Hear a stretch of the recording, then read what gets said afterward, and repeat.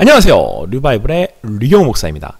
오늘은 사무엘하서 두 번째 그림 11장에서부터 20장에까지 상제목을 살펴보도록 하겠습니다. 사무엘서 전체 컨셉은 전쟁이라고 제가 말씀을 드렸고, 첫 번째 그림은 전쟁의 서막, 두 번째 그림은 전쟁을 하려면 병사들은 훈련을 받아야 되잖아요. 그래서 신병훈련소 되겠습니다. 딱 보기에도 신병훈련소 같죠?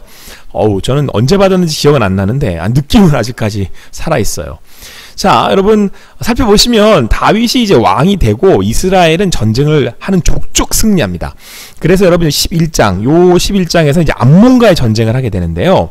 다윗은 전쟁에 출정하지 않고 늦잠을 자게 됩니다. 그때 이제 우리아의 아내 밧세바가 목욕하는 걸 훔쳐보게 되고 그녀를 범하게 되는데, 그 후에 밧세바가 임신을 했다는 말을 듣고 이를 덮기 위해서 남편 장군 우리아를 전쟁터에서 불러들였다가 계획대로 되지 않으니까 최전방에 배치해서 죽게 만듭니다. 그리고 이제 밧세바를 데려와 자신의 아내를 삼아 버리지요. 11장 그림을 보시면 신병이 너무 훈련이 힘들어가지고 졸고 있어요. 자, 다윗이 전쟁 중에 늦잠을 자고 일어나서 밧세바가 목욕하는 모습을 보고 범죄하게 됩니다. 11장은 다윗과 밧세바 되겠습니다. 계속해서 이 일로 이제 나단 선지자가 다윗을 찾아와 양의 비유로 설명하고 다윗의 죄를 드러내 책망합니다.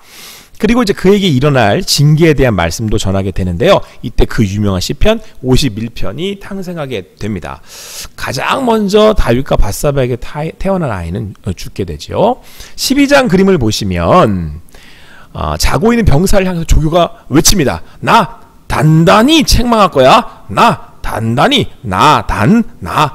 책망할 거야. 나단 선지자가 다윗에게 말씀을 전하며 책망합니다. 나단 책망, 나 단단히 책망할 거야. 잊어버릴 수가 없겠죠. 12장 나단의 책망. 13장 시간이 지나고 다윗에게는 이제 압살론이라는 아들이 태어나는데요. 그 동생은 여동생 다말이 있었습니다. 그런데 이제 이복 형제인 암논이 이제 다말을 사랑해서 범하게 됩니다. 이 일 후로 이제 암논은요 이상하게 다말을 미워하게 되는데요. 압살론은 이 일을 마음에 담아두고 있다가 2년 후에 암논을 살해하고 도망하게 됩니다. 자, 그래서 여러분 13장 그림을 보시면 신병훈련 중에 지금 총검술 훈련을 받고 있는데 앞찌르는 거, 총검술 찌르기를 지금 배우고 있습니다. 찌르기는 상대를 죽이는 기술이잖아요. 그래서 압살론은 누이 다말의 일을 복수하기 위해서 암논을 사살하게 되는데, 13장의 장제목은 살해당한 암논, 지금 찔러서 죽여! 살해당한 암논 되겠습니다. 14장 압살론이 암논을 죽이고 도망간 지 3년이 지나면서 다윗의 마음도 이제 누그러졌어요. 그래서 오히려 압살론을 이제 그리워하게 됩니다. 이것을 한 요압이 이제 제안을 하고 압살론을 다시 데려오게 되는데요. 하지만 다윗은 압살론을 만나주지는 않습니다. 자, 14장 그림 보시면 14장 신병이 휴가 복귀를 하고 있습니다. 여러분 군대에 가셨을 때 가장 군대 다시 들어가기 싫은 때가 언제냐면 신병훈련 받고 난 다음에 그 휴가하는 복귀하는 겁니다. 그래서 여러분들 이때의 이 압살론의 마음이 어땠겠어요? 그 아버지를 다시 만나야 되는 마음이. 그래서 여러분, 자, 오늘 14장 그림은 신병 휴가 복귀고요. 다윗의 명령으로 압살론이 복귀 귀환하게 됩니다. 14장 상제목은 압살론의 귀환 되겠습니다. 15장 예루살렘으로 돌아온 압살론. 그런데 다윗이 아버지가 자기를 만나주지 않아요. 그래서 마음의 감정은 점점 더 쌓여가고 드디어 다윗에게 반기를 들게 되는데, 다윗의 측근들을 이렇게 자기에게 돌이킵니다. 4년 동안 그래서 자신의 세력을 모아요. 그래서 다윗의 모사였던 아히도벨까지 이제 압살론에게 넘어가게 되고요. 압살론이 이제 헤본으로 내려가서 반란군을 모으고 반란을 일으킵니다. 다윗은 신하들과 피신을 하게 되는데요. 그래서 15장의 장제목은, 먼저 그림을 보시면 신병훈련소에서 전략 전술을 가르치는 시간에 가장 좋은 전략이 뭐다?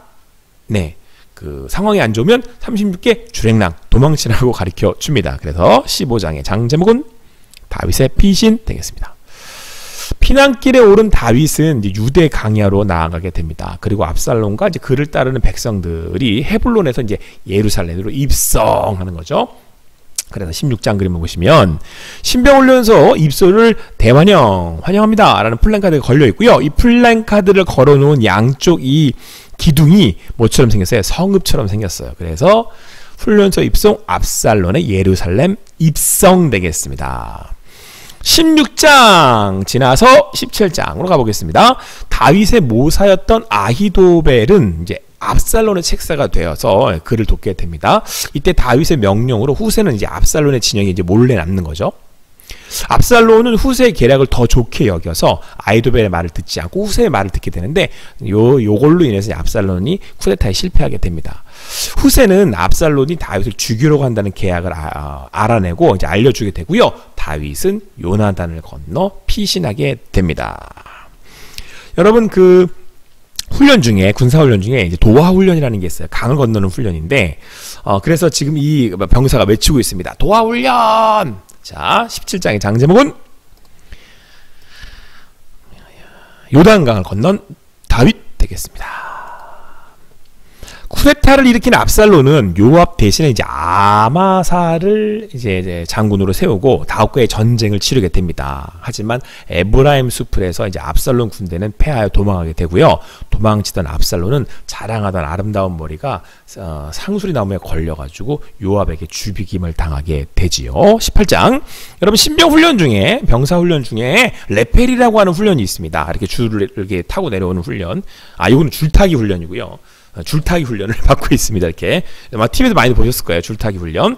자, 그럴 때 여러분 이게 나무에 걸어서 걸린 그래서 18장 나무에 걸린 압살론 되겠습니다.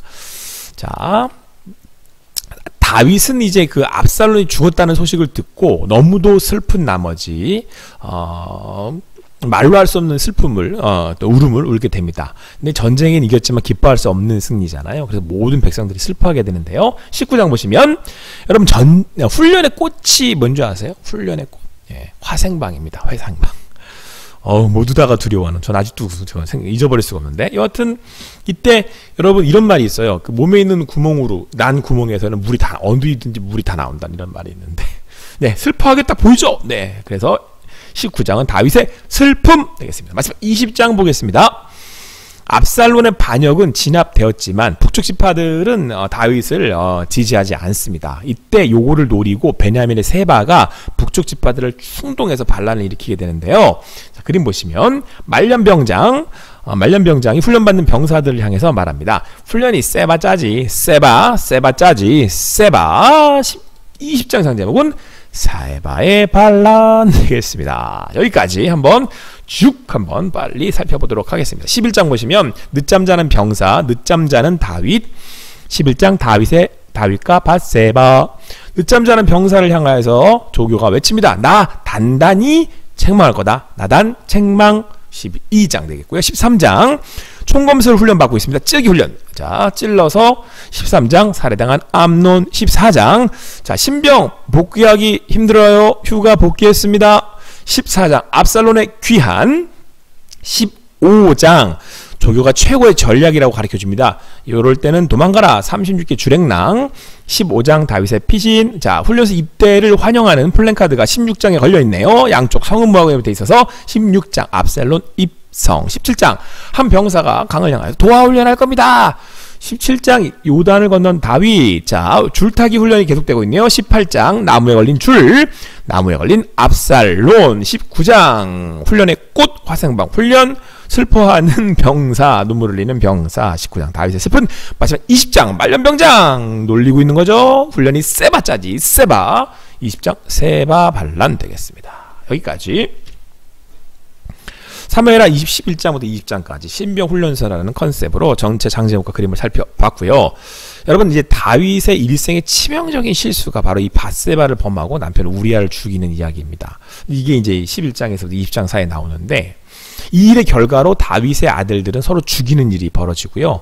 아들 압살론은 아버지에게 대항하여 반란을 일으키게 됩니다. 그리고 압살론도 죽임을 당하죠. 성경의 내용들을 살펴보면 사울이 다윗보다 죄가 많다거나 깊다고 말할 수 없는 거 아닌가라는 생각이 듭니다. 그런데 여러분 사울과의 다윗과의 인생의 결론은 너무나 달랐죠. 오히려 다윗은 이런 죄를 짓고도 하나님의 마음이 합한 자라고 말씀을 하십니다. 우리는 여기서 말씀의 순종의 이유를 살펴보아야 합니다. 하나님이 다윗을 부르실 때 뭐라고 말씀하셨냐면 나는 사람의 외모를 보지 않고 중심을 본다고 말씀하셨잖아요. 다윗이 회개하고 돌이키고 나아갈 수 있었던 이유가 뭔지, 그가 그처럼 최악의 상황에서도 있었던 이유가 뭔지 그의 마음을 우리는 살펴보아야만 합니다. 다윗은 언약궤가 들어올 때 왕의 채통도 이제 춤을 췄습니다. 그는 하나님이 계시는 그곳 성막을 성전으로 지키기를 원했습니다. 왜요? 하나님을 사랑했기 때문에. 구원의 목적이 하나님의 사랑, 이웃사랑임을 성경은 우리에게 보여주고 있습니다. 구원의 결과가, 구원의 열마가. 여러분들은 지금 하나님을 향한 어떤 마음으로 신앙생활을 하고 계십니까? 이것이 우리에게 가장 중요한 포인트라고 할 수 있습니다. 성경에서 말하고 있는 주제죠. 아무쪼록 우리가 다윗과 또 이 이야기들을, 말씀들을 살펴보면서 여러분과 제가 주님 안에서 그 주님을 바랄 수 있는 그 생명의 근원을 함께 찾을 수 있는 그런 시간들이 될 수 있게 되기를 바랍니다. 자, 그러면 오늘 여기까지고요. 다음 시간에 다시 만나요.